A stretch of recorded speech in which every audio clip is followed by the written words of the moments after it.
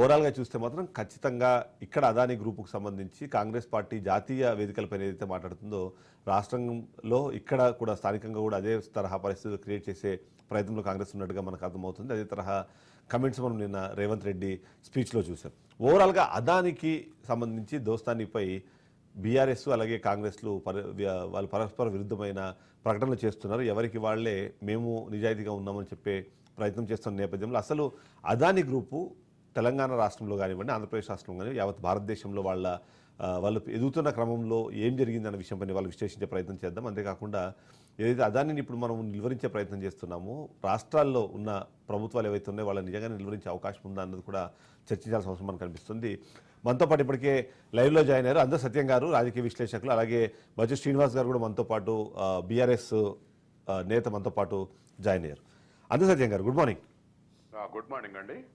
చూస్తున్నాం ఏదైతే మనము చాలా కీలకంగా మాట్లాడాల్సిన విషయాల్లో అదానీ గ్రూపుకు సంబంధించి గత కొంతకాలంగా అటు హిండన్బర్గ్ సంబంధించిన నివేదిక వచ్చినప్పుడు కానివ్వండి, మొన్న అమెరికాలో ఆరోపణలు వెలువెత్తిన నేపథ్యంలో కానివ్వండి, అదానీ గ్రూపుని నిలువరించాలనే ప్రయత్నం చేయాలన్న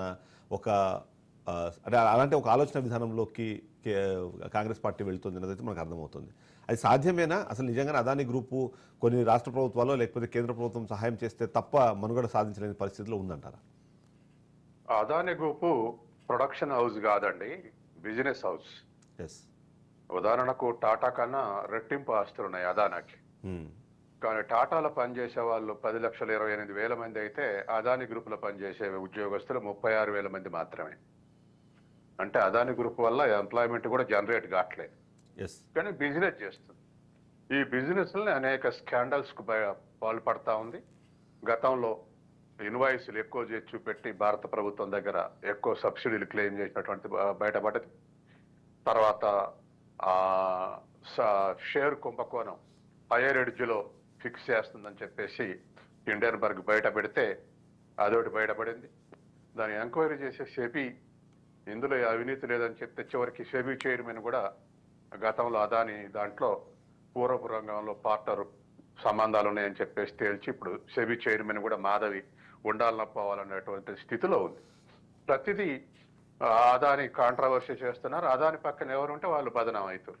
అది మోడీ ఉండండి, జగన్ ఉండండి, ఇంకెవరన్నా ఉండండి, ఆ పరిస్థితి వచ్చేసింది.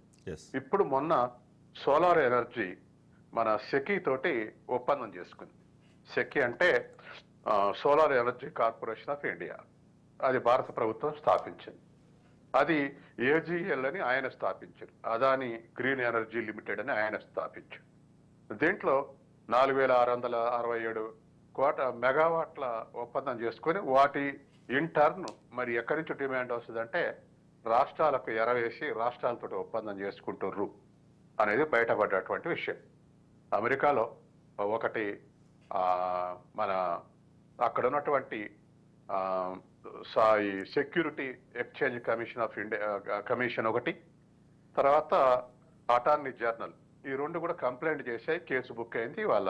వాళ్ళకు సమన్స్ కూడా సర్వ్ అయ్యి అదానికి తర్వాత మరో 7 మందికి. అయితే అందులో ఇంకోటి కూడా ఒక ప్రైవేట్ కంపెనీ కూడా దాంట్లో సబ్ పార్ట్నర్ ఉంది, వాళ్ళు కూడా అందులోనే ఉన్నారు. అయితే ఇవాళ ఉన్నటువంటి పరిస్థితి ఏమిటంటే ఇట్లా దీంట్లో సరే $70 బిలియన్ పెడతామని ఫ్లోట్ చేసినప్పుడు అదాని ప్రకటించాడు. మొన్న రియలైజ్ అయింది $750 బిలియన్. అందులో దరిదాపు ఒక $175 మిలియన్ భారతదేశంలో వివిధ రాష్ట్రాల అధికారులకు రాజకీయ నాయకులకు $175 మిలియన్ లంచాలు ఇచ్చిండని వాళ్ళ ఎంక్వైరీలో తేలింది. తేలటంతో ఇప్పుడు కేసు పెట్టారు. ఎందుకు అమెరికాకి ఏం సంబంధం అంటే అమెరికా ఇన్వెస్టర్స్ నుంచి $175 మిలియన్ వసూలు చేశారు. వసూలు చేసి ఇక్కడ లంచాలు ఇచ్చారు. అంటే మా ఇన్వెస్టర్స్ ని మోసం చేశారు. తర్వాత స్టాక్స్ లో ఇన్వెస్ట్ చేయాల్సినటువంటి నిజాయితీ లోపించేది. కాబట్టి మోసం తర్వాత తప్పుడు పద్ధతులు, ఈ రెండింటికి శిక్షలు అంటూ చెప్పేసి వాళ్ళ కేసులు నడుస్తున్నాయి. కాబట్టి అదాని ఎక్కడున్నా కాంట్రవర్సీ అవుతుంది. ఇంటర్నేషనల్ కాంట్రవర్సీ అవుతున్నాడు, నేషనల్ గా కాంట్రవర్సీ అవుతున్నాడు. ఇప్పుడు అప్పటి నుంచి ఇప్పటికి కూడా కాంగ్రెస్ భావన ఏమిటంటే బీజేపీకి అదాని మొత్తం మనీ సప్లై చేసేది లేదా సహకారం అందించేది. కాబట్టి బీజేపీ పూర్తి సహకారం అందిస్తూనే 2014 నుంచి ఇప్పటికీ అనేక రెట్ల ఆస్తులు పెరిగినాయి అని చెప్పేసి ఇది ఒక ఆరోపణలు నడుస్తుంటే, మరొక వైపు అవును. శ్రీలంకలో ప్రాజెక్టు అదానికి దక్కితే అక్కడ ఉన్న ఒక ప్రతిపక్ష నాయకుడు మోడీ ఫోన్ చేసి మా ప్రభుత్వం మీద ఒత్తిడి తెచ్చిండు, అందుకే అదానికి దక్కింది మా దేశంలో ప్రాజెక్ట్ అని శ్రీలంక ప్రతిపక్ష నాయకుడు లేవనెత్తాడు. అవును. అట్లాగే కెన్యాలో కూడా ఒక ప్రాజెక్టు చేపడితే అదాని, అది కూడా మోడీ ఫోన్ చేస్తేనే మేము ఇచ్చినామని అక్కడ ప్రతిపక్ష నాయకుడు. అంటే చివరికి అదానితోటి ఏ పేరు లింక్ అయినా, అది మోడీ గాని జగన్ గాని ఇంకెవరైనా లింక్ అయితే వాళ్ళు వాళ్ళ బదనామయ్యే పరిస్థితి, వాళ్ళ క్రెడిటబిలిటీ తగ్గేటువంటి పరిస్థితి వాళ్ళ మనం చూస్తాం. కాబట్టి ఇటువంటి దాని నుంచి దూరం జరగాలనేది ఎవరైనా అనుకుంటారు. అందుకే మన తెలంగాణలో స్కిల్ యూనివర్సిటీకి 100 కోట్లు దాతగా ప్రకటించాడు. ఈ కాంట్రవర్సీ చూసి రేవంత్ రెడ్డి మేము అది రద్దు చేసుకుంటున్నామని, మాకు ఆ 100 కోట్ల అవసరం లేదని లెటర్ రాసినామని విడుదల చేశారు. తర్వాత తెలంగాణ 12,000 కోట్ల అప్పు ఒప్పందాలు చేసుకుంది, అవి రద్దు చేసుకునే దమ్ముందా అని హరీష్ రావు ఒక ఛాలెంజ్ చేస్తే ఇవాళ రేవంత్ రెడ్డి ఇగో ఈ చేసుకున్న ఒప్పందాల్లో వాళ్ళ కాలంలోనే అరడజందానికి ఒప్పందాలు చేసుకుర్రు, ఆ తర్వాత నెక్స్ట్ గవర్నమెంట్ ఒప్పందాలు చేసుకుంటూ వస్తుంది, కాబట్టి అవి వాళ్ళు చేసినాయి, అదాన్ని ప్రవేశపెట్టింది రాష్ట్రంలో వాళ్ళు అని చెప్పేసి ఇవాళ కౌంటర్ ఆరోపణ చేశాడు. కాబట్టి సరే, రాజకీయ ఆరోపణలు అన్ని పక్కకు పెడితే అదాని నిజాయితీగా వ్యాపారం చేయట్లేదు, ఇది వాస్తవం. మన టాటా గారి ఇటువంటి వాళ్ళకి ఇంతవరకు ఎటువంటి కంప్లైంట్ రాలేదు, వాళ్ళు ప్రొడక్షన్ చేస్తారు. కానీ బిజినెస్ చేసినప్పుడల్లా ఇటువంటి లావాదేవీల మీద కాంట్రవర్సీ అవుతుంది. దీనివల్ల అదాని ప్రభుత్వాలు ఆరోపణలు చేసుకోవటం, లేకపోతే అదాని కొంత నష్టపోవటం, లాభపడటం జరిగేది. దానికన్నా పెద్ద నష్టం ఏంటంటే స్టాక్ మార్కెట్ లో ఒక్కొక్కసారి కొలాప్స్ అవుతారు. గతంలో షేర్స్ ఇది అన్నప్పుడు 10 లక్షల కోట్లు ఆవిరైపోయినాయి. తర్వాత ఇప్పుడు కూడా మొన్న అదాని యొక్క 2.5 లక్షల కోట్లు, అదాని స్టాక్స్, ఇతర స్టాక్స్ యొక్క 2.5 లక్షల కోట్లు, 5 లక్షల కోట్లు కొలాప్స్ అయినాయి. కాబట్టి ఇప్పటి వరకు మన భారతదేశంలో లోపించిందని మనం గుర్తించింది ఏంటంటే ఎంటర్ప్రెన్యూర్ యాక్టివిటీ లేదు భారతదేశంలో, అందుకే డెవలప్ కావట్లేదని గత 50 ఏళ్లుగా మనం క్రిటిసిజం చేసుకుంటున్నాం, సెల్ఫ్ క్రిటిసిజం. అయితే 90 తర్వాత కాస్త ఎంటర్ప్రెన్యూర్ యాక్టివిటీ పెరిగింది. పెరగటం అంటే ప్రజల దగ్గర ఉన్న డబ్బుని షేర్ మార్కెట్ లో ఇన్వెస్ట్ చేస్తారు.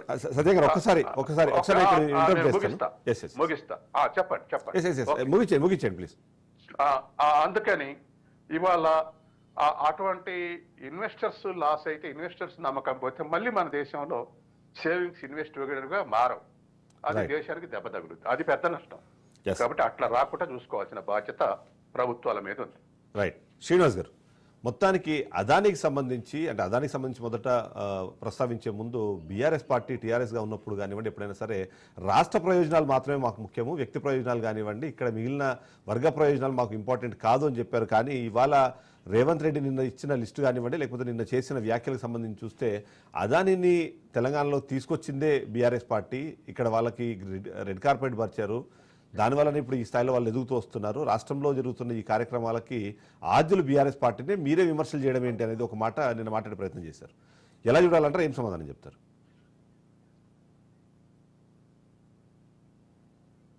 మొట్టమొదట రాజ్ న్యూస్ వీక్షకులకు, మీకు అక్కడ ఉన్నటువంటి సత్యం గారికి నమస్తే.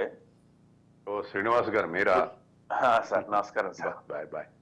అయితే ఇప్పుడు నిజంగానే బీఆర్ఎస్ పార్టీ అదానీని తెలంగాణలోకి తీసుకొని వచ్చిందని మాట్లాడితే, ఈ ప్రభుత్వము వచ్చి రాగానే నేను ఫార్మాసిటీని రద్దు చేస్తున్నా, అంతకుముందు ఉన్నటువంటి ఏదైతే రైల్వే పైనుంచి ఉన్నటువంటి రైల్వే మార్గాన్ని నేను ముందు ప్రతిపాదించినటువంటి ఏదైతే లైన్ ఓల్డ్ సిటీకి ఉందో దాన్ని రద్దు చేస్తున్నా, ఇట్లాంటి మాటలు మాట్లాడిండు. అట్లనే అంటే గత ప్రభుత్వం తీసుకొచ్చినటువంటి అనేక అంశాలను నేను రద్దు చేస్తున్నా, నేను కొత్తగా అంటే అప్పుడున్నటువంటి ప్రభుత్వం మీద చేసినటువంటి అభియోగాలన్నిటికీ ఆయన బాధ్యత వహిస్తున్నట్టు, లేకపోతే అవన్నీ తప్పులైనట్టు నేను మార్చేస్తున్నా అన్న రేవంత్ రెడ్డి గారు దావోస్ వేదికగా నేను మొత్తం 14,200 కోట్ల రూపాయలు ఒప్పందాలు ఏర్పాటు చేసుకొని వచ్చిండ్రు.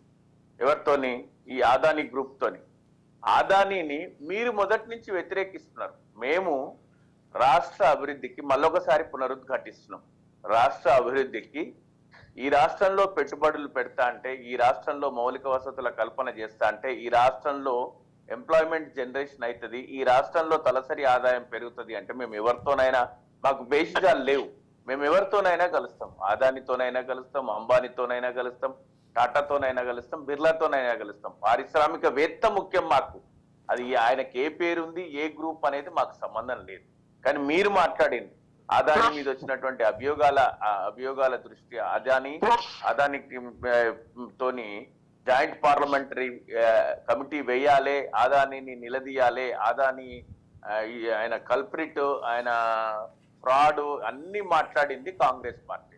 నిన్న కూడా కాంగ్రెస్ పార్టీ పార్లమెంట్ లో జాయింట్ పార్లమెంటరీ కమిటీ వేయాలి, విచారణ జరిపించాలి అదాని మీద అని మీ సభ్యులంతా లేచి నిలబడి గగ్గోలు పెడుతుంటే, మీరు ఇక్కడిచ్చిన స్కిల్ ఇండియాకి ఇచ్చిన 100 కోట్లు హడావుడిగా ఎందుకు ఇచ్చిండ్రు అంటే మీకు కన్సిస్టెన్సీ లేదు, మీ ప్రభుత్వానికి ఒక ప్రణాళిక లేదు, లేదా ఇద్దరు వ్యక్తులు పరిపాలన చేస్తున్నారు, ఒకరు రాష్ట్రం కేంద్రంగా, ఒకరు ఢిల్లీ కేంద్రంగా.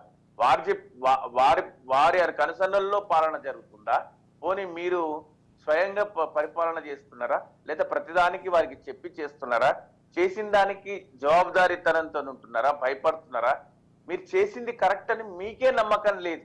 అట్లాంటి పరిస్థితుల్లో ఈ రాష్ట్రంలో పరిపాలన కొనసాగుతుంది.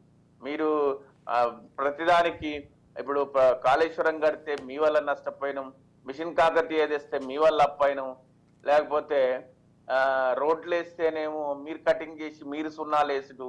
అంటే మంచి జరిగితే మీ ఖాతాలో, ఏదైనా తప్పు జరిగితే పోయిన ప్రభుత్వం ఖాతాలో.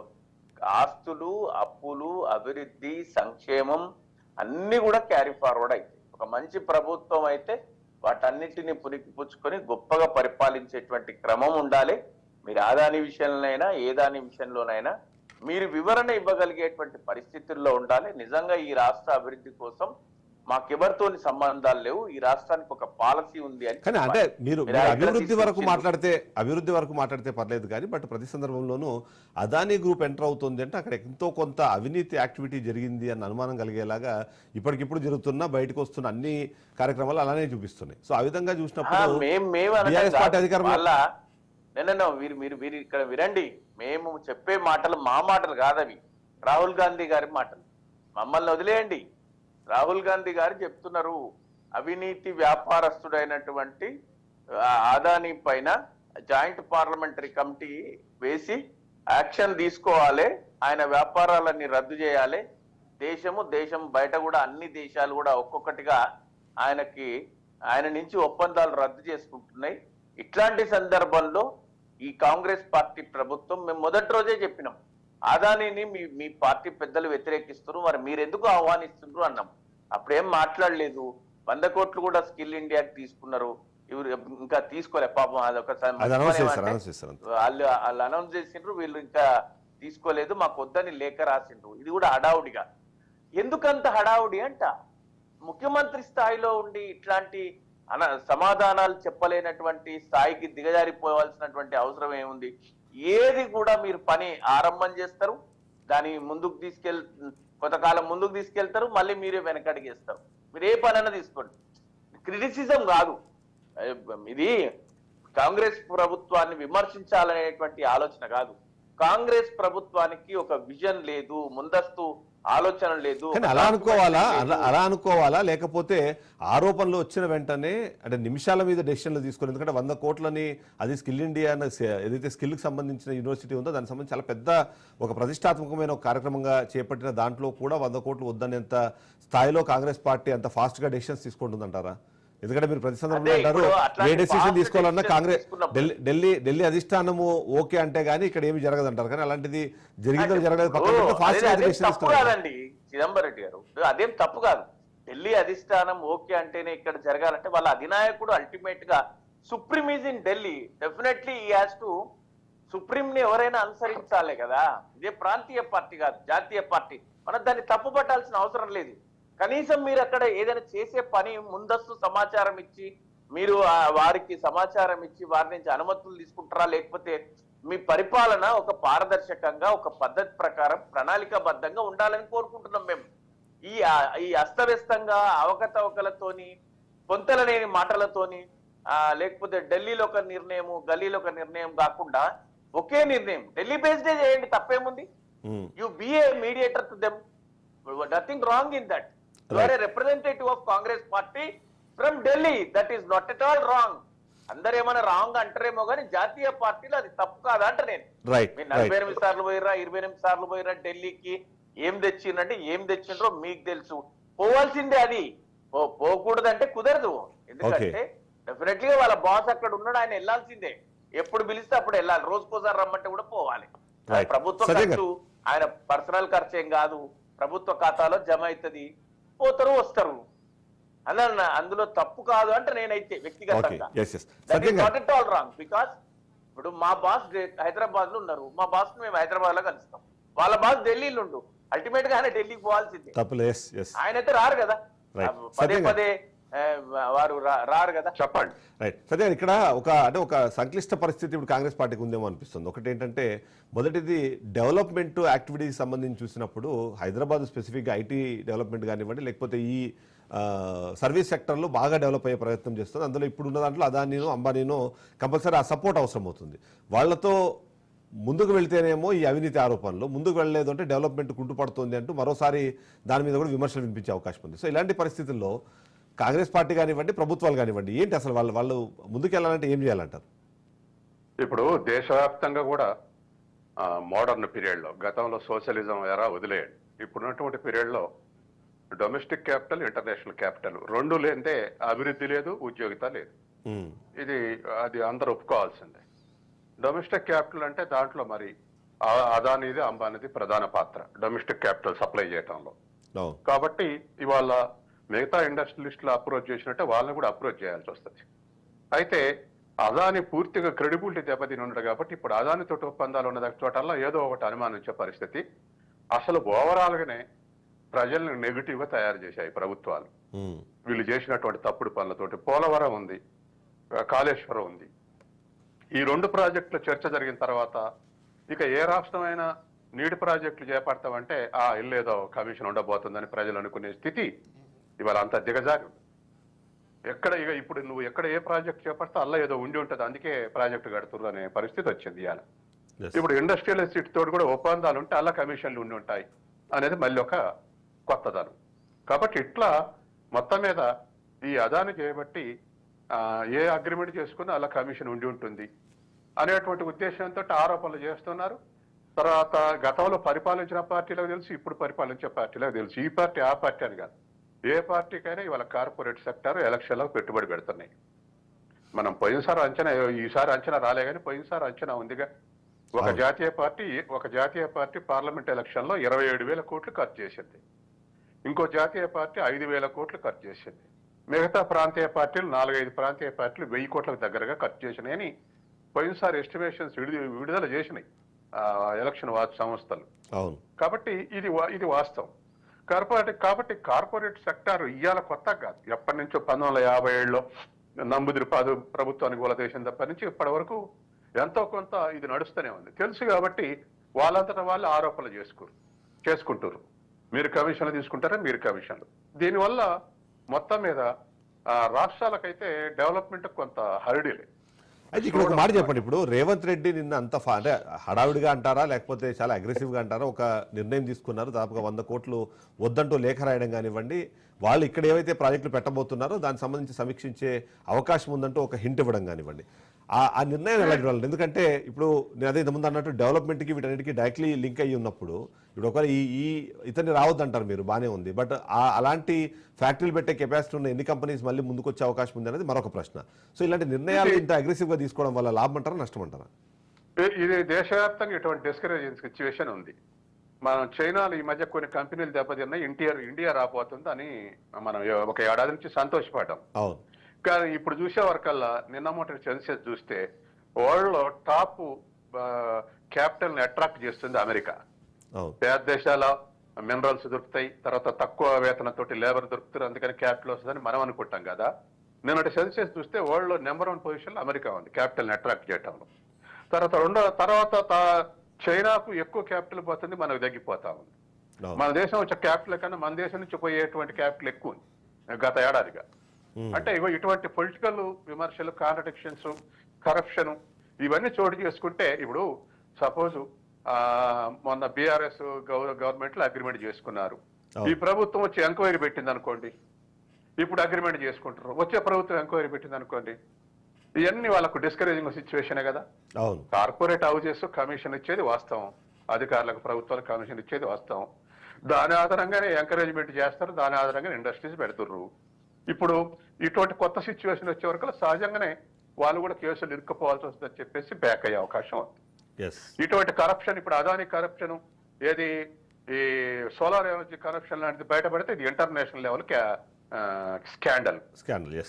అన్ని దేశాల్లో కూడా ఇండియాలో ఇటువంటి డిస్టర్బెన్సెస్ జరుగుతున్నాయి అంటే ఎవడు అట్రాక్ట్ కాదు, పోయి ఒప్పందాలు చేసుకునే రద్దు అవుతాయి.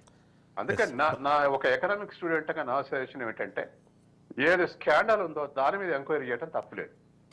ఇప్పుడు సోలార్ ఎనర్జీ అమెరికన్ ఏజెన్సీస్ కేసులు బుక్ చేసిన, FBI ఎంక్వైరీ చేసింది, ఎస్టాబ్లిష్డ్ వాళ్ళ ఆస్పెక్ట్ అది ఎస్టాబ్లిష్డ్, ఎంక్వైరీ చేయటం తప్పులేదు. అట్లాగే గతంలో షేర్స్ కుంభకోణంలో, తర్వాత ఇంకోటి ఇన్వాయిస్ కుంభకోణం, ఇటువంటి వాటిలో ఉన్నాయి, వాటిలో ఎంక్వైరీ చేయటం తప్పులేదు.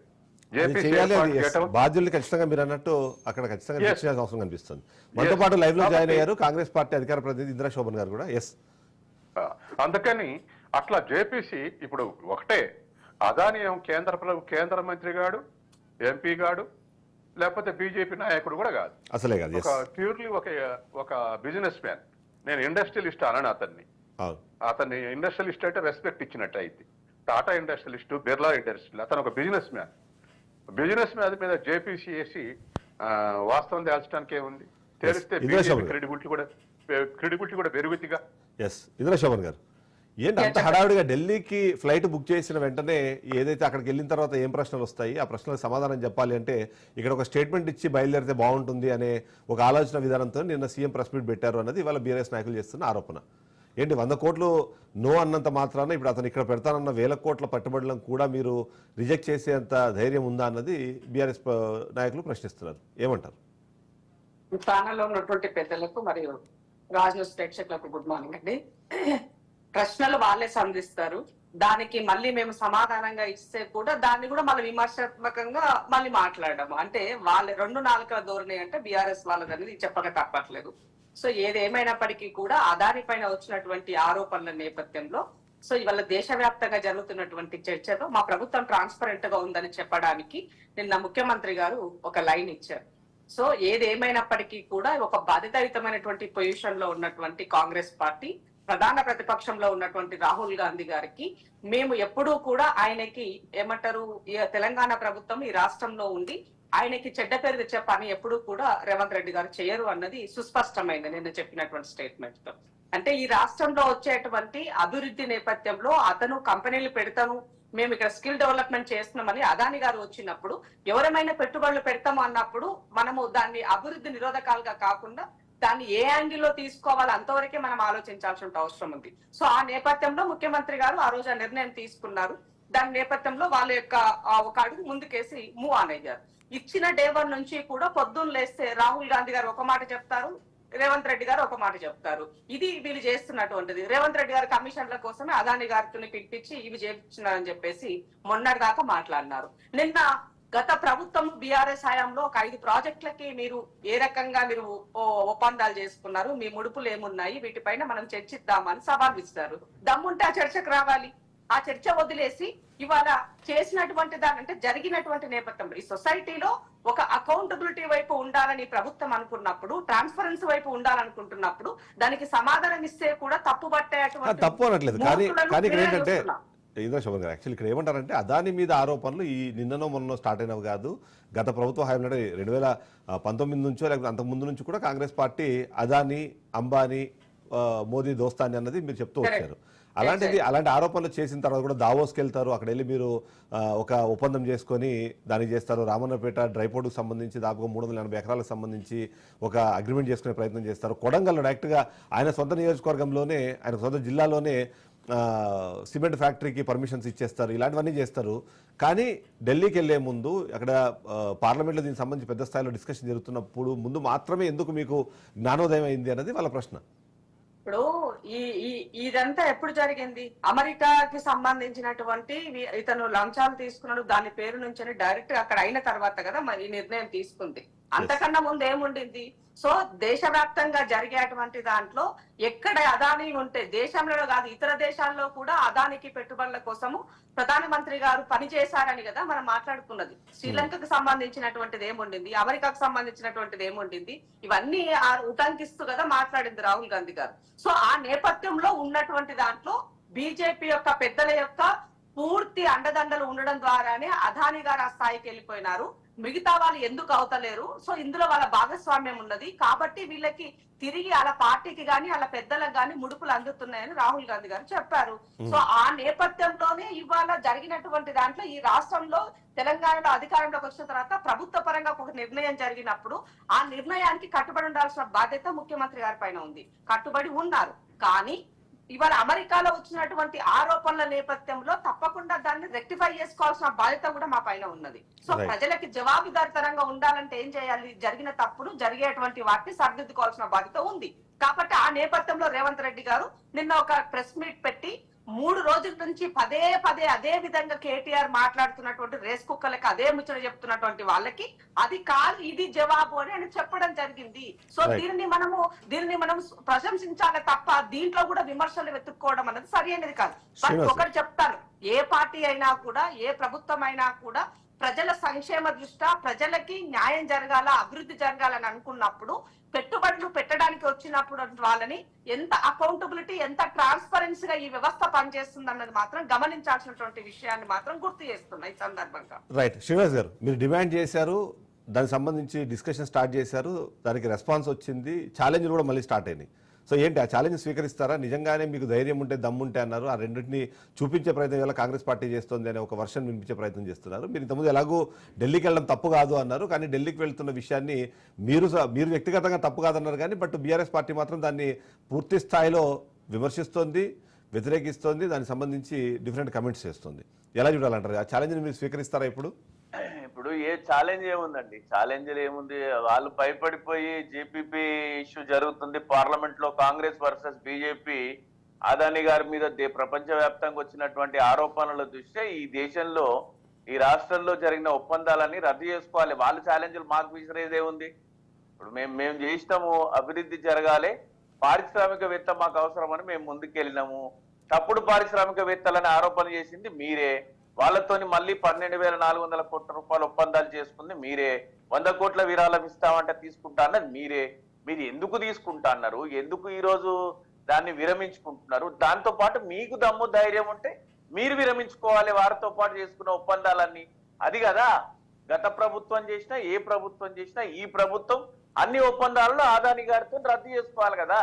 మొన్న కెన్యా చేసుకుంది, ఇప్పుడు అమెరికాలో జరుగుతుంది, అంతకుముందు ఇట్లా శ్రీలంకలో జరిగింది, ఇట్లా అన్ని చేసుకోవాలి కదా. అది అంతే ధైర్యం. మాకు ఛాలెంజ్లు అవసరం లేదు, సవాళ్ళు అవసరం లేదు. నిజంగా మీకు దమ్ము ధైర్యం ఏమన్నా ఉంటే మీరు ప్రెస్ మీట్ పెట్టి మీరు డిక్లేర్ చేసిండ్రు, అదానితో మాకు అక్కడ రావణపేటలో ఆ కంపెనీ వస్తుంది, కొడంగల్లో ఈ కంపెనీ వస్తుంది, డిస్కమ్లు ప్రైవేటైజ్ చేయడానికి మేము ఇది ఇచ్చినాం, మీరు చెప్పుకుంటున్నారు, మళ్ళీ మీరు మాట్లాడుతున్నారు. మీరు ఒక మంచి పొలిటీషియన్ గా ఎదగాలనుకునే వ్యక్తి మాట్లాడితే రేస్ కుక్కర్ అంటారు. ఇవన్నీ కరెక్ట్ అయితే కాదు. అయితే మీరు చెప్పండి, హైడ్రాలో మాట్లాడొద్దు. ఇది ప్రెస్ మీట్ కాదు. ప్రెస్ మీట్ అంటే ఒకడే మాట్లాడతారు, అది ఏ పార్టీ వాడైనా ఏదైనా మాట్లాడుకోవచ్చు. మిగతా పార్టీల నాయకులు కూడా ఉంటారు, గౌరవించి మాట్లాడుకుంటే ఆ చర్చ సజావుగా జరుగుతుంది. తప్పకుండా. ఇప్పుడు మీరు చెప్పినటువంటి లైన్ లో ఒక మాట నేను ఆ వర్డ్ ఎందుకు యూజ్ చేస్తానంటే, ఒక ఏమంటారు యువ నాయకుడిగా టెక్నాలజీ పైన అవగాహన ఉన్నటువంటి వ్యక్తిగా పదే తను ప్రొజెక్ట్ చేసుకున్నటువంటి నేపథ్యంలో కేటీఆర్ గారు మాట్లాడే కొన్ని విషయాలు సహేతుకంగా ఉండాలి. అలాంటప్పుడు మనలాంటి వాళ్ళని తప్పకుండా దాన్ని గౌరవిస్తాము, స్వీకరిస్తాము. కానీ మనం ఏమంటారో అధికారం లేదు కాబట్టి ఏదైనా ఆరోపించవచ్చు, ఏదైనా మాట్లాడొచ్చు అనే విధంగా మాట్లాడితే ఈ సమాజము తప్పకుండా మనలాంటి వాళ్ళని కూడా కొన్నిసార్లు నోరు జారాల్సిన పరిస్థితి ఏర్పడుతుంది. అలా రాకుండా జాగ్రత్త పడాల్సిన బాధ్యత ఇవాళ మీ పైన ఉంది, మీ నాయకుల పైన ఉందని మాత్రం చెప్తున్నా. మీరు ఒకటి గుర్తుపెట్టుకోండి, మీరు కూడా మొదటి శ్రేణి నాయకులు అయిన తర్వాత మీరు కూడా తొక్కిస్తాం, తాట తీస్తాం, మెడలు వేసుకుంటామని మీరు కూడా మాట్లాడుతున్నారు. అప్పటిదాకా ఓపిక అట్టండి. కేటీఆర్ గారు పదే పదే మాట్లాడినా, ఎన్నిసార్లు మాట్లాడినా, ఆయన చిన్నోడైనా పెద్దోడైనా ఇప్పుడైతే ఫ్రంట్ లైన్ లీడర్ ఆయన he is no front line leader, party working president. He can speak, ఆయన మాట్లాడొచ్చు అని చెప్పి ముఖ్యమంత్రి గారే అన్నారు. ఎందుకంటే ఆయన తోలు తీస్తా అంటూ, ఈయన తోలు తీస్తా అంటూ, ఆయన బుల్డోజర్ ఎక్కిస్తా అంటూ, ఈయన బుల్డోజర్ ఎక్కిస్తా అంటున్నావు. మీరు వద్దు, చర్చకు వచ్చినప్పుడు ఎవరు కూడా అట్లా మాట్లాడతారు. ఒకటే ఆరోపణ నాది ఏంటంటే, నిజంగా కాంగ్రెస్ పార్టీ, రాష్ట్ర కాంగ్రెస్ పార్టీ కాదు, రాష్ట్రంలో కాంగ్రెస్ చేత కొనసాగుతున్న ఈ రాష్ట్ర ప్రభుత్వము మళ్ళీ విమర్శలు లేకుండా ఉండాలంటే ఆదాని గారితోని ఈ రాష్ట్రానికి, సరే బీఆర్ఎస్ పార్టీలో జరిగినాయా, కాంగ్రెస్ పార్టీలో జరిగినాయా, దావోస్ వేదికగా జరిగినాయా, వ్యక్తిగతంగా జరిగినాయా, లోపటి 4 గోడల మధ్య జరిగినాయా, జరిగిన ఒప్పందాలన్నీ 100 కోట్లు మీరు ఎట్లయితే విరమించుకున్నారో, జరిగిన ఒప్పందాలని అన్ని కూడా విరమించుకొని అన్ని రద్దు చేసుకొని కొత్తగా ఫ్రెష్ గా వేరే వాళ్ళను కాల్ చేయండి. కానీ శ్రీనివాస్ గారు, ఇప్పుడు చెరువుల ఆక్రమణ జరిగింది, వాటిని సంస్కరిస్తాము అని అంటే వెంటనే బీఆర్ఎస్ పార్టీ వస్తుంది, లేదా బీజేపీ పార్టీ వస్తుంది, ఆ బుల్డోజర్ల ముందు మేము పడుకుంటామంటుంది. మూసి ప్రక్షాళన అనే ఆలోచన ప్రారంభించిందే బీఆర్ఎస్ పార్టీ. ఇప్పుడు అది చేస్తాం మేము అంటే దాంట్లో చిన్న చిన్న పాయింట్స్ లేకపోతే కొన్ని ఇంపార్టెంట్ పాయింట్స్ మీరు తీసుకొని వాళ్ళు దాన్ని అడ్డుకునే ప్రయత్నం చేస్తారు. అలాంటిది నిజంగానే అదానీ లాంటి ఒక పెద్ద ఇంటర్నేషనల్ సంస్థనో లేకపోతే మల్టీనేషనల్ సంస్థనో హైదరాబాద్కో లేకపోతే తెలంగాణకో తీసుకొచ్చే క్రమంలో జరిగిన ఒప్పందాలను ఇవాళ మేము రద్దు చేస్తాము అని అంటే బీఆర్ఎస్ పార్టీ నిజంగా దాన్ని స్వాగతిస్తుందా, విమర్శించారా? మళ్ళీ అదే కేటీఆర్ మళ్ళీ వచ్చి ఒక ప్రెస్ మీట్ పెట్టి వస్తున్న ఇన్వెస్ట్మెంట్లను మొత్తాన్ని మీరు నాశనం చేస్తున్నారు, రాష్ట్ర అభివృద్ధి మీరు చెప్తున్నా ఏంటంటే, ప్రభుత్వానికి ఒక కన్సిస్టెన్సీ లేదు, దేనిపైన కూడా విజన్ లేదు, దేనిపైన కూడా ఒక ప్రణాళిక లేదు, దేనిపైన కూడా ఒక సమిష్టి ఆలోచన లేదు. ఒంటెత్తు పోకడలు, ఎవరికి వారే యమునా తీరే అన్నట్టు చందంగా వెళ్తున్నారు. మేము ఏదానికి కాంగ్రెస్ పార్టీ చేపట్టబోయే అభివృద్ధి కార్యక్రమాలకు దేనికి కూడా బీఆర్ఎస్ పార్టీ అడ్డు నిలవదు. వాళ్ళు అవకాశం ఇస్తున్నారు. మేము అంటున్నాం, పేదోడి కంట్ల కన్నీళ్ళు ఇవ్వకు, పెద్దోడి ఇంటికి నోటీసులు ఇవ్వకు. పెద్దోడి ఇంటికి ఏమో నోటీసులు ఇస్తున్నావు, పేదోడి కంట్లనేమో నీళ్లు చూస్తున్నావు. అది కాదు కదా ధర్మం అంటున్నాం. చెరువులను కబ్జా చేస్తే నిర్దాక్షిణ్యంగా ఎక్కడ ఏ ప్రభుత్వం అయినా సరే, గడిచిన 70 సంవత్సరాలలో ఏ ప్రభుత్వం నీకు వాళ్ళకి అవకాశం ఇచ్చినా ప్రభుత్వంలోని పెద్దలు, ప్రభుత్వంలోని అధికారులను కట్టించినటువంటి ఆ బిల్డర్లను వాళ్ళందరినీ కూడా బాధ్యులను చేసి మీరు కులగొట్టి భవిష్యత్ తరాలకు మార్గదర్శకంగా ఉండండి. రేపటి రోజులలో ఎవడైనా అక్రమ నిర్మాణం చేయాలంటే దడుచుకునే రీతిగా కాంగ్రెస్ పార్టీ ముందుకెళ్లడంలో ఎలాంటి తప్పు లేదు. మూసీ సుందరీకరణలో కూడా మేము అదే చెప్పినాం. మూసీ సుందరీకరణలో అసలు దానికి ఒక రివర్ ఫ్రంట్ డెవలప్మెంట్ ని ఏర్పాటు చేసి 4,000 కోట్ల రూపాయలతోని 32 STPల నిర్మాణం జరగాలి. ఆ తర్వాత ముందు చెడ్డనీరు శుద్ధి జరగాలి, ఆ తర్వాత గోదావరి జలాలను తీసుకురావాలి. 1,500 కోట్ల రూపాయల బడ్జెట్ కేటాయించి 60,000 ఎకరాలకు సాగునీరు అందించాలి. ఆ రైతులకు, ఆయకట్టు రీతులకు, భువనగిరి వాళ్ళందరికీ, ఉమ్మడి నల్గొండ ప్రజలందరికీ మంచినీళ్ళు రావాలని ఆలోచన చేసినటువంటి మొట్టమొదటి ఆలోచన చేసింది బీఆర్ఎస్ పార్టీ. దాన్ని ఎందుకు వ్యతిరేకిస్తుంది? మీకొక ప్రణాళిక లేదు అంటున్నాం. 30 కోట్లు అన్నారు, 50 కోట్లు అన్నారు, 80 కోట్లు అన్నారు, 130 పెంచి మళ్ళీ 16కు కుదించిరు. డిపిఆర్ లేదన్నారు, 18 నెలల టైం పడుతుంది అన్నారు. మళ్ళా తర్వాత ముఖ్యమంత్రి గారే 30 రోజుల టైం పడుతుంది అన్నారు. ఎందుకు ఇట్లా జరుగుతుంది? కావాలంటే ముఖ్యమంత్రి గారిని ఒక మంచి సలహాదారులను పెట్టుకోమనండి. మా అంద సత్యం గారిని తీసుకెళ్లి పెట్టుకోమనండి. The best economist. ఆయన ఎవరు విజన్ లేని జనాన్ని చుట్టూ పెట్టుకొని ఏది పడతానే చేస్తున్నాడు. మేము 14,000 ఎకరాలు పుల్ చేసినాము, ఏ పంచాయతీ లేదు. 1800 ఎకరాలకు ఇంత పెద్ద పంచాయతీ ఎందుకు? బికాస్ ఆఫ్ ప్రాపర్ డెసిషన్ తీసుకున్నప్పుడు ఫర్మ్ గా ఉండాలి. అందులో సరి అయిన ప్రణాళిక లేకపోవడము. మేము కూడా చేసినాం కదా ఫార్మాసిటీ కోసం ల్యాండ్ అక్విజిషన్. ఎట్లా చేసినాము? పంచాయతీ జరిగిందా? 48 మంది పిల్లలు చనిపోయినరు. ఏమన్నా దానికి బాధ్యత ఉందా? ఎందుకు చనిపోతున్నారు అంతగానం? ఏం చేస్తారు 12 నెలల్లో మీ పాలన? అది జరగద్దు అంటున్నాం. అది దాన్ని భావిస్తున్నారు. మీరు రెస్పాండ్ అయ్యే ముందు ఒక షార్ట్ బ్రేక్ తీసుకుందాము, ఒక షార్ట్ కమర్షియల్ బ్రేక్ తీసుకుందాం. బ్రేక్ తర్వాత ఇంద్రశోభన్ గారు రెస్పాండ్ అవ్వరు. అంతేకాకుండా నిజంగానే నిలువరించడం సాధ్యమేనా? ఇప్పటికే భూసేకరణ జరిగింది, దాని ద్వారా కొన్ని జీవితాలు ఇప్పటికే దాంట్లో ఇన్వాల్వ్ అయిన నేపథ్యంలో ఇప్పుడు క్యాన్సిల్ చేయడము లేకపోతే వాటిని రాకుండా చేయడం ద్వారా దేశ ఆర్థికాభివృద్ధికి అది ఎలాంటి ఆటంకంగా మారే అవకాశం ఉందన్న విషయం పైన కూడా డిస్కస్ చేద్దాం. ఒక షార్ట్ బ్రేక్ తీసుకుందాం.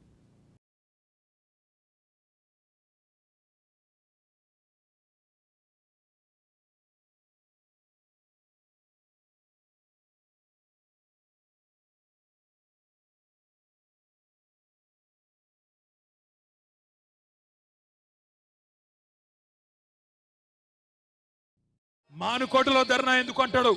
ఒక్క మానుకోటలోనే కాదు రేవంత్ రెడ్డి, ఈ రాష్ట్రంలో అవసరమైతే ఎక్కడెక్కడ బీద వాళ్ళు ఉన్నారో, ఎక్కడెక్కడ గిరిజన రైతులు ఉన్నారో, ఎక్కడెక్కడ మా దళిత అన్నదమ్ములు ఉన్నారో, ఎక్కడెక్కడ బలహీన వర్గాల అన్నదమ్ములు ఉన్నారో మొత్తం 119 నియోజకవర్గాల్లో అవసరమైతే ఆ కొడంగల్ బక్కజిక్కిన రైతుల కోసం తప్పకుండా బీఆర్ఎస్ పార్టీ ధర్నా చేస్తుంది, కదం దొక్కుతుంది, కదులుతుంది. నీ ప్రభుత్వాన్ని కూకటి వేళ్లతో పెగిలించేదాకా వదిలిపెట్టమనే మాట కూడా విజ్ఞప్తి చేస్తా ఉన్నా. వచ్చేరా నీ కోసం సూపర్ డూపర్ బ్రాండ్స్ బ్రో వచ్చేరా. India's biggest hyper mart, Value Zone hyper mart. ప్రముఖ సినీ నటుడు నందమూరి బాలకృష్ణ గారిచే నవంబర్ 28న నాచారంలో గొప్ప ప్రారంభం.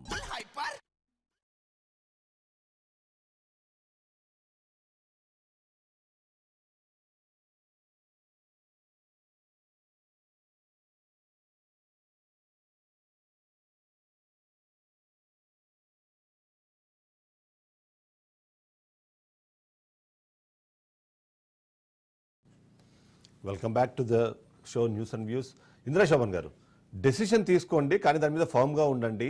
ఒక డెసిషన్ తీసుకుంటారు, దాని మీద ఆరోపణలు వచ్చినా లేకపోతే డిఫరెంట్ ఒపీనియన్ వచ్చినా సరే వెంటనే దాని మీద వెనక్కి తగ్గుతున్నారు. ఎందుకు ఇలాంటిది? మంచి సలహాదారులు పెట్టుకోండి అని శ్రీనివాస్ గారు చెప్తున్నారు. ఇప్పుడు మా ముఖ్యమంత్రి క్షేత్రస్థాయిలో గ్రౌండ్ నుంచి వచ్చినటువంటి వ్యక్తి. ఆయన అయ్య పేరు చెప్పుకోనో ఇంకో పేరు చెప్పుకోనో లీడర్ అయిన వ్యక్తి కాదన్నది ఫస్ట్ సమాధానం. రెండోది ఏంటి అని అంటే, ఇంతకుముందు సోదరులు మాట్లాడుతూ విజన్ లేదు, వీళ్ళకి ఒక ప్రణాళిక లేదు అని. విజన్ అంటే ఏంటి? ఇప్పుడు అంటే దోచుకొని దాచుకోవడానికి విజన్ కావాలి, అదే కదా ఇప్పుడు వాళ్ళ టాలెంట్. మా దగ్గర ఆ టాలెంట్ లేదు, అది వచ్చిన సమస్య.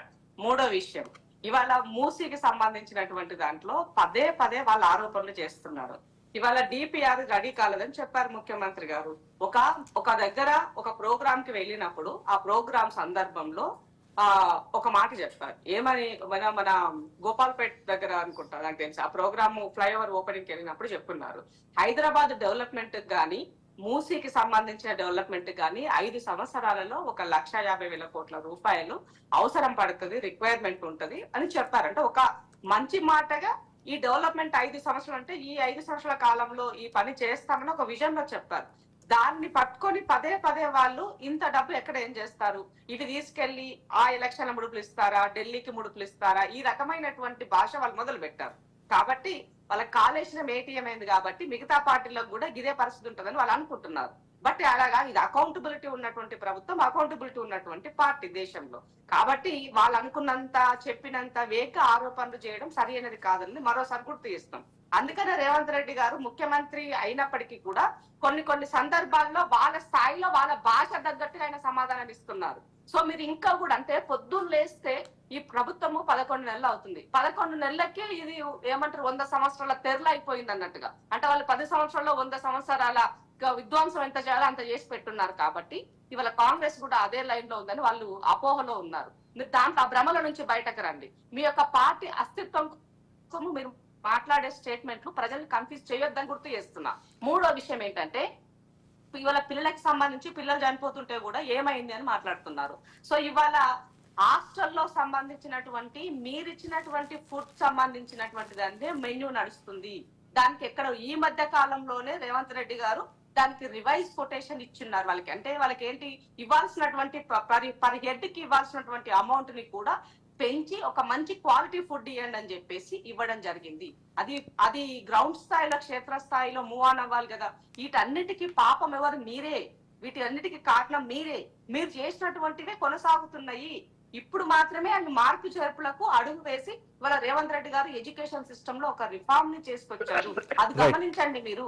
అది తెలియకుండానే మనలాంటి తెలిసినటువంటి వాళ్ళము ఇంత నాలెడ్జ్ ఉండి సమాజం పట్ల అధికారం ఉన్నా లేకపోయినా స్పందించే మనలాంటి వాళ్ళం కూడా వేగ స్టేట్మెంట్లు చేయరాదని మాత్రం గుర్తు చేస్తారు. కానీ ఇప్పుడు డెవలప్మెంట్ అదాని గారికి సంబంధించినటువంటిది ఒక ప్రభుత్వం ఇప్పుడు గతంలో రతన్ టాటా గారు చేశారు, బిర్లా వాళ్ళు చేశారు.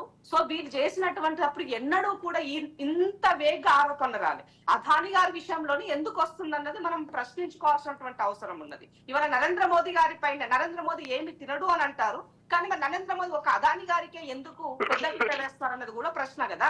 దీని గురించి కదా మనం మాట్లాడుతున్నాం దేశవ్యాప్తంగా. సో దీనికోసం ఒక కమిటీ వేయండి అని పార్లమెంట్ స్థాయిలో రాహుల్ గాంధీ గారు అడుగుతున్నారు. తప్పేలా అవుతుంది? కాదు కదా. తప్పు చేయనప్పుడు ఒక చర్చకి స్వాగతించడంలో తప్పు లేదు కదా.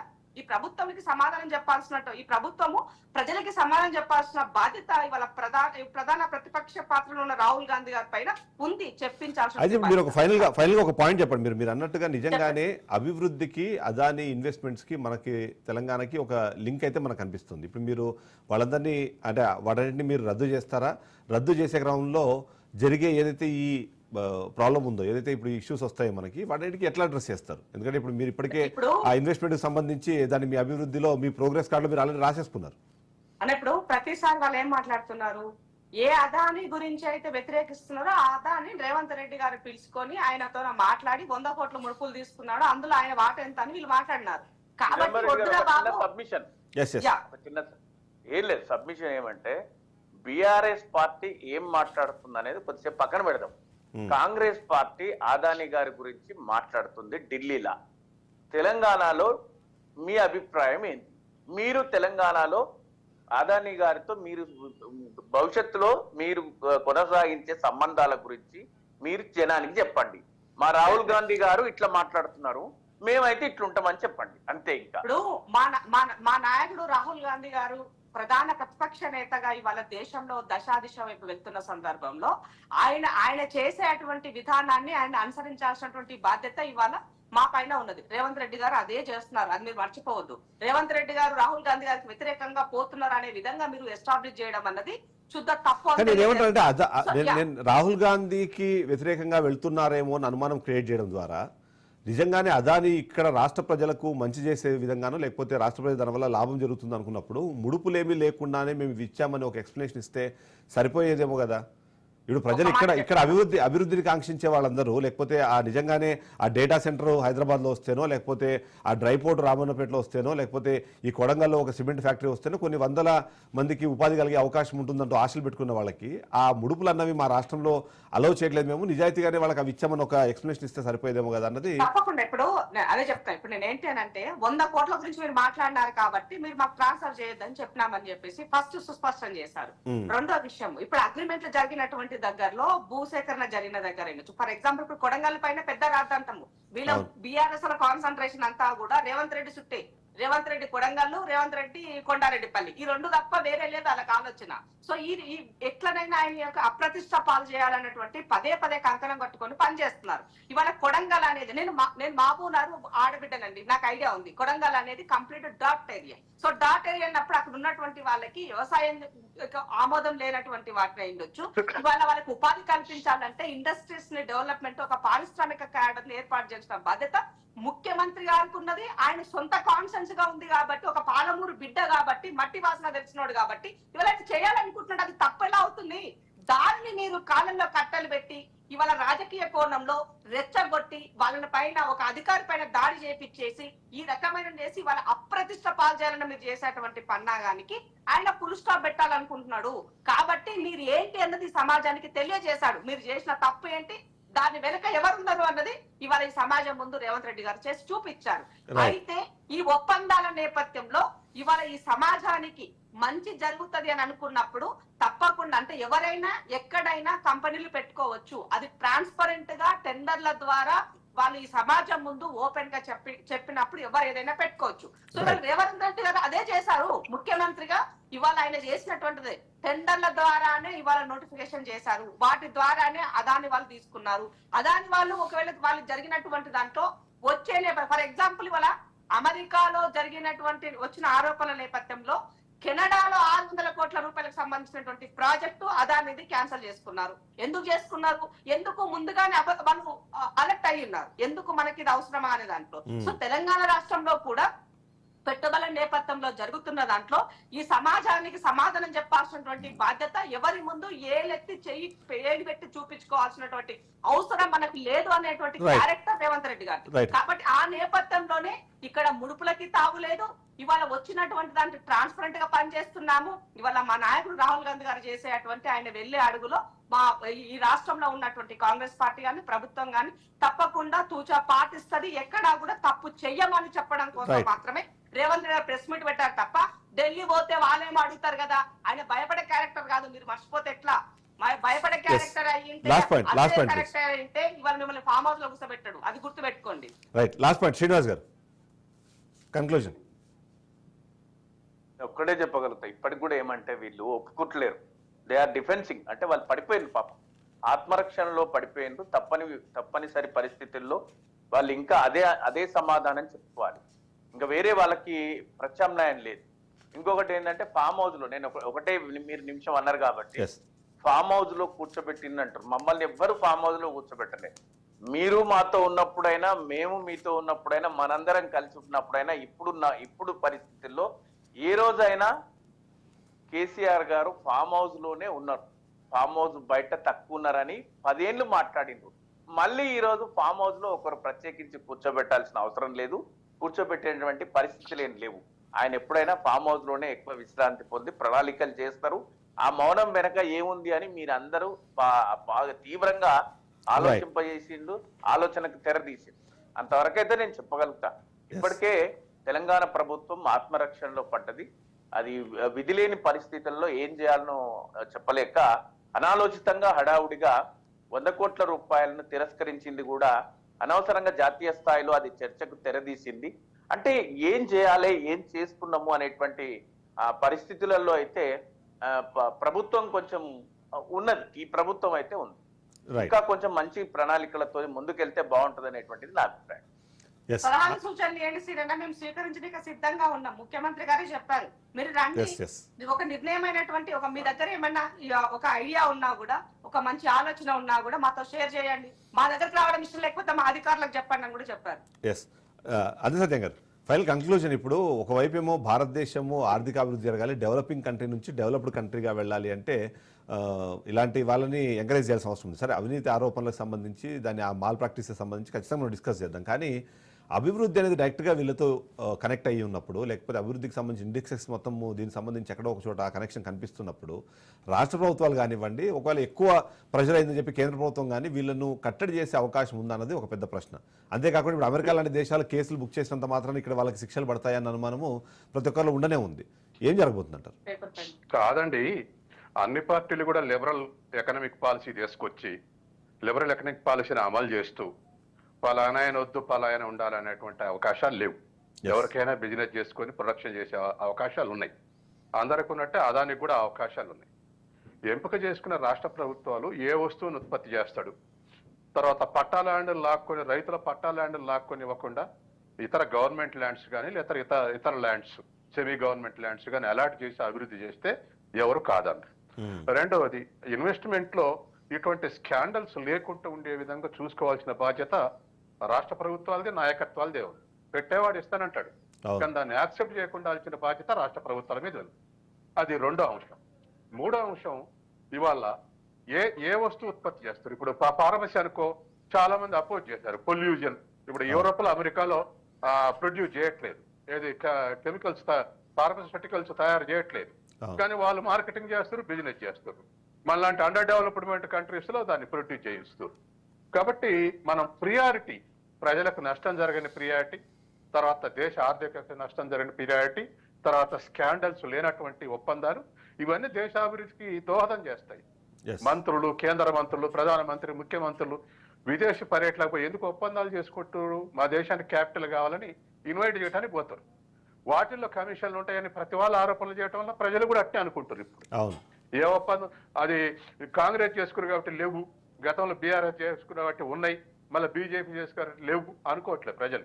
ఎవరు చేసుకున్న ఒప్పందాల కమిషన్లు ఉంటున్నాయి అనుకుంటారు వీళ్ళు చేసుకునే ఆరోపణలతోటి.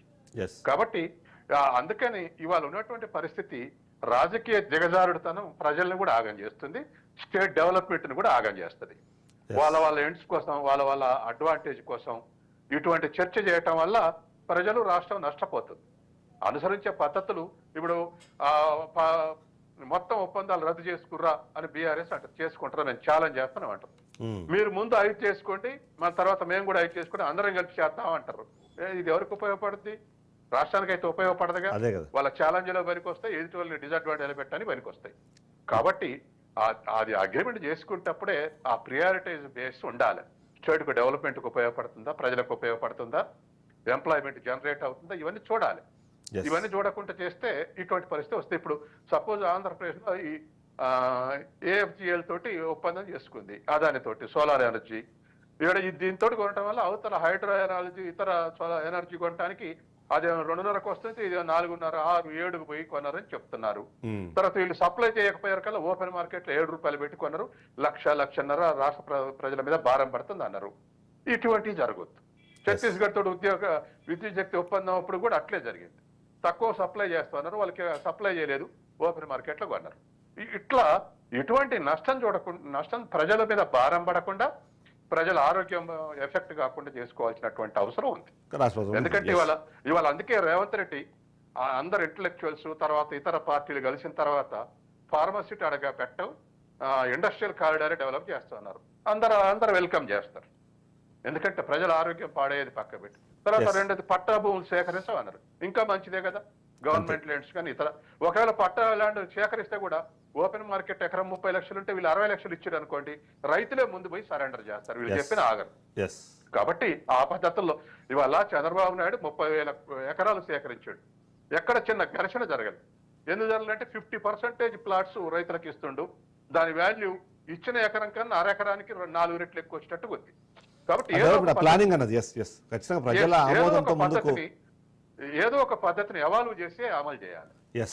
Thank you very much Satyam garu, thank you very much Srinivas garu, thank you very much Indira Shobhan garu. ఓవరాల్గా చూస్తే మాత్రం ఇప్పుడు అదాని మీద వస్తున్న ఆరోపణలో, లేకపోతే ఇప్పుడు జరుగుతున్న పరిణామాల్లో ఫైనల్గా రిజల్ట్ ఏందని ఎవరికి తెలియదు. కానీ ఆ రిజల్ట్ వచ్చే లోపు జరుగుతున్న ఈ పరిణామాలు ప్రజలకు ఏమైనా నష్టం చేకూరుస్తాయా అన్నది ఒక అనుమానం అయితే ప్రతి ఒక్కరిలో ఉంది.